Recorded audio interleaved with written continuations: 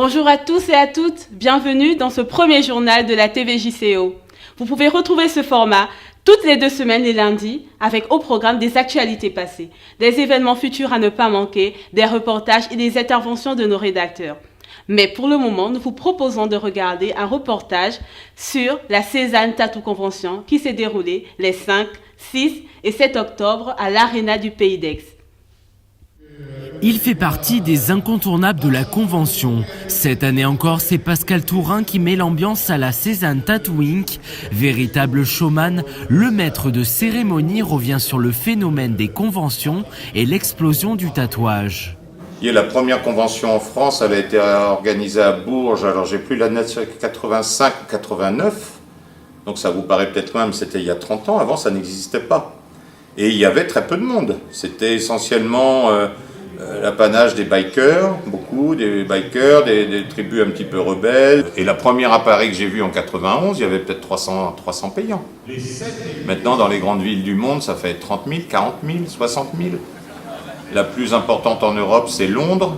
Il y a Cologne aussi. Alors, c'est beaucoup des pays anglo-saxons, allemands. Et la France, ça suit bien maintenant.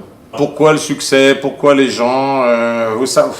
Il y a des explications, des débuts d'explications sociologiques. On explique que les gens ont besoin avec la crise, de se réapproprier leur corps, que la dernière chose qu'on ne peut pas vous voler, c'est ce que vous avez sur vous.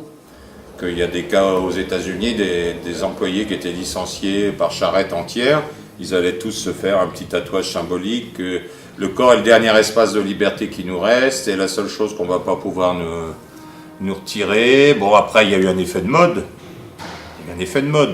Il y a eu un effet, moi je suis à cheval sur la génération où les gens dans le métro ils se sauvaient quand ils vous voyaient tatouer, où ils disaient regarde si tu travailles mal à l'école. Que maintenant c'est devenu... on va dire que les marges ont avalé la page. Vous voyez, avant c'était quelque chose de marginal.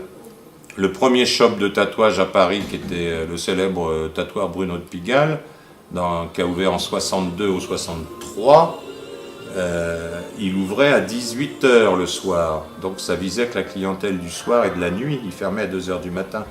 Donc c'était le monde de la nuit à Pigalle, vous voyez ce que ça peut être. Donc c'était une pratique marginale qui a été avalée, comme beaucoup de pratiques marginales, par le courant dominant. Et nous poursuivons avec nos 3 actualités. La première est celle des étudiants en première année des arts et métiers, les futurs Gazza, qui se sont mobilisés samedi dernier pour les plus démunis. Cette action rentre dans les traditions de l'école qui vise à intégrer et à souder les étudiants entre eux. Samedi 6 octobre de 13h30 à 18h, ces derniers encadrés par l'association Gazole se sont rendus dans différentes enseignes de supermarchés, Aixois, pour y récolter des denrées alimentaires et les redistribuer à la Croix-Rouge. Une opération qui bénéficiera aux plus démunis. La deuxième actu concerne la santé. Lundi dernier débutait le mois de sensibilisation contre le cancer du sein, Octobre Rose. Aux allées provençales d'Aix-en-Provence, une série d'événements était alors organisée dans laquelle les Aixois pouvaient se relaxer à l'espace détente, s'exercer à la Zumba, à l'espace sport. Une façon ludique de sensibiliser alors le grand public sur la question de la lutte contre cette maladie qui fait plus de 10 000 morts chaque année. La troisième actualité est celle de l'éducation. Cette année, l'école doctorale des juristes méditerranéens a fêté ses 10 ans. Et dans ce cadre, comme chaque année, ils organisent une assise. Et le thème de cette assise portait sur le droit et civilisation en Méditerranée vers une culture juridique. Ça a alors été l'occasion pour le doyen de la faculté, Jean-Philippe Agresti, de montrer l'ambition de la faculté d'Aix et de montrer le rapprochement de cette école doctorale avec le Moyen-Orient. Sans plus tarder, prenez vos agendas. Nous allons maintenant parler des événements à ne pas manquer. Pour cela, nous recevons Arthur qui va nous parler de la Aix Student Fest. Arthur, bonjour. Bonjour. Alors l'Aix Student Fest, c'est un événement fait par les étudiants pour les étudiants qui se réalisera le 20 octobre prochain de 20h30 à 1h du matin. Alors le principe, c'est de réaliser des manifestations artistiques en live. Du coup, on aura droit à une série de 4 concerts et en parallèle, un street arter qui réalisera une œuvre en direct. C'est un événement fait par l'association Larsen en collaboration avec Cadiver et le Delta Festival, entre autres. Ah, ok. Merci beaucoup, Arthur. Merci. Maintenant, nous allons recevoir Robin qui va nous parler de la 36e édition de la Fête du Livre. Robin, bonjour. Bonjour. Donc oui, je viens de vous parler de cette 36e édition qui se tient comme chaque année à la Cité du Livre d'Aix-en-Provence et qui a l'honneur cette année d'accueillir le prix Nobel de littérature de 2006, qui est donc Orhan Pamuk, un écrivain turc. Et donc vous pourrez aller le rencontrer à la Cité du Livre du 11 au 14 octobre. Mais ce ne sera pas la seule personnalité présente sur ce festival. Il y aura également des auteurs, des écrivains, des journalistes. Et donc voilà, c'est un événement à ne pas manquer pour les Aixois. Retenez bien la date. Merci beaucoup Robin, ça a l'air très intéressant. Merci. Et pour ce dernier événement, nous allons recevoir Benjamin qui va nous parler de la conférence sur les arts africains. Benjamin, bonjour. Bonjour, vous l'avez dit, c'est Sciences Po Aix qui organise ce mardi 9 octobre une conférence sur l'art africain, mais avant la Seconde Guerre mondiale. Justement, ça va être une découverte des premiers arts qui est organisée dans le cadre d'un cours qui est donc l'histoire de l'art des Master 1 Culture. Et donc ça va être un événement assez important, je pense, un indispensable de la semaine. Et donc réservez votre soirée de 18h15 à 20h. Ah, ça a l'air super intéressant et nous avons vraiment hâte. Merci beaucoup Benjamin. Maintenant, nous recevons nos rédacteurs pour les coups de cœur. Pour la rubrique coup de cœur, nous accueillons cette semaine Megan. Megan, elle est étudiante en 3e année au JCO et elle vient nous parler de son coup de cœur intitulé « Amour solitaire ». Megan, bonjour. Bonjour. Alors, explique-nous en quoi consiste Amour solitaire, s'il te plaît. Alors, Amour solitaire, c'est un compte Instagram qui a été créé récemment par Morgane Hortin. Donc, c'est une jeune fille de 27 ans.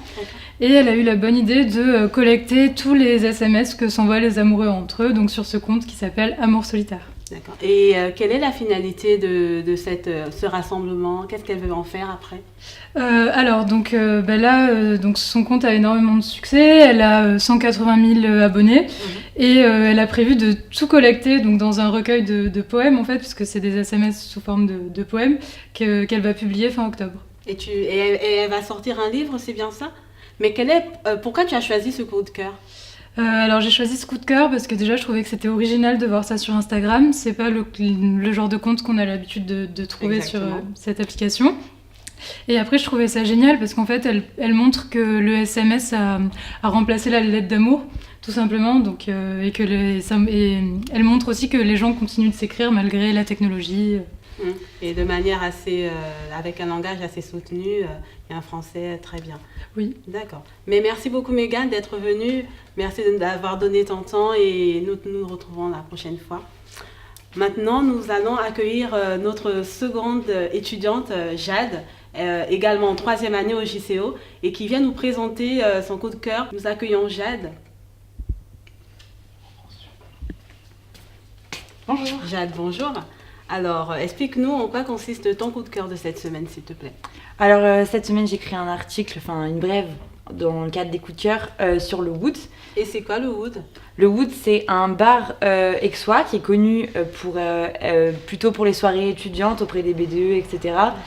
Mais c'est également un bar qui n'est pas connu pour ses activités hautes, c'est-à-dire qu'en fait, il invite et il accueille des artistes, des amateurs, des chanteurs, des groupes, pour venir se produire sur leur terrasse. D'accord. Et est-ce que tu as déjà assisté toi-même à un de ces concerts organisés par le Wood dans ce cadre? Oui, il y a à peu près 2 semaines, on est allé assister à un concert d'un artiste qui vient d'Ajaccio. Il s'appelle Gabriel et c'était on va dire que c'était un style un peu folk. Ça changeait d'ambiance et il y avait un bon esprit qui se ressentait sur la terrasse dès qu'il est arrivé. D'accord. En tout cas, merci Jade d'être venue également et nous te souhaitons bonne chance dans la suite de tes écrits. Merci. Nous nous retrouvons quant à nous dans 2 semaines pour notre prochain JCO TV. Merci beaucoup.